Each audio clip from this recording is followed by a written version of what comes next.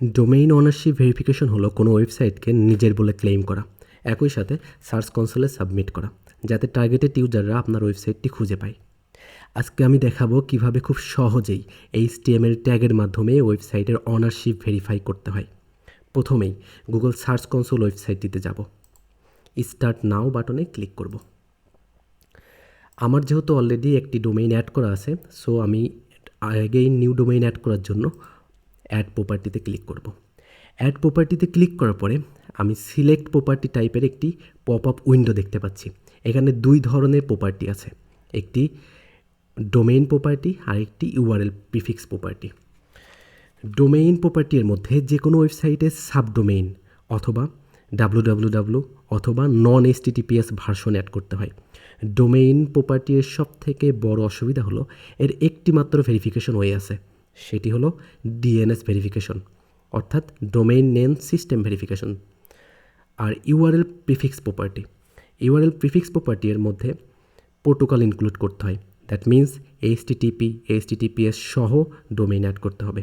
URL prefix property সব থেকে বড় সুবিধা হলো এর অনেকগুলো ভেরিফিকেশন মেথড, যেমন HTML file, HTML tag verification, Google analytics verification, DNS verification.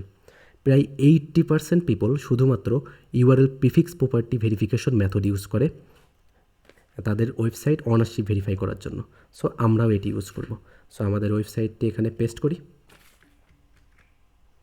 এবার কন্টিনিউ বাটনে ক্লিক করি।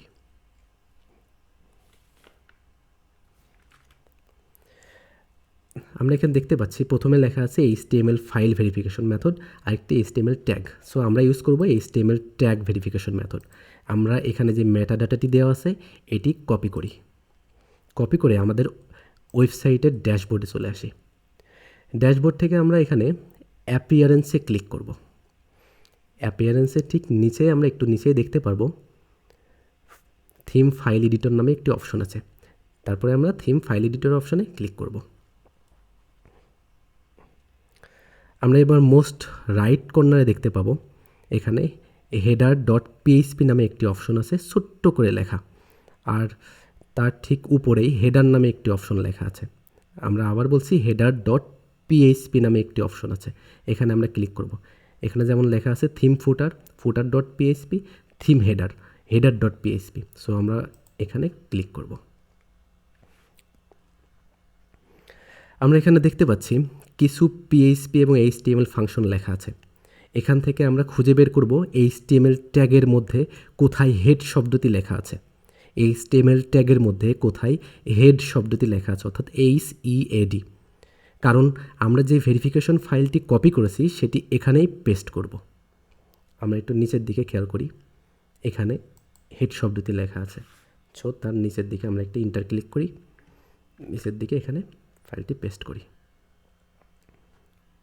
আমাদের অবশ্যই সতর্ক থাকতে হবে যে ভেরিফিকেশন ফাইলটি যেন শুরু ট্যাগ এবং শেষ ট্যাগের মাঝে পেস্ট করা হয়েছে, অর্থাৎ less than head greater than এবং less than slash head greater than এর মাঝে ভেরিফিকেশন ফাইলটি পেস্ট করেছি। তা না হলে ওয়েবসাইটের ফাংশন এলোমেলো হয়ে যেতে পারে অথবা ভেরিফাই নাও হতে পারে। সো আমরা এবার ফাইলটি আপডেট করব।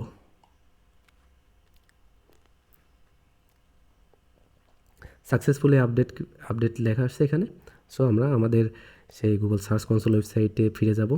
এখান থেকে ভেরিফাই অপশনে ক্লিক করে দেখব ভেরিফাই হয় কিনা।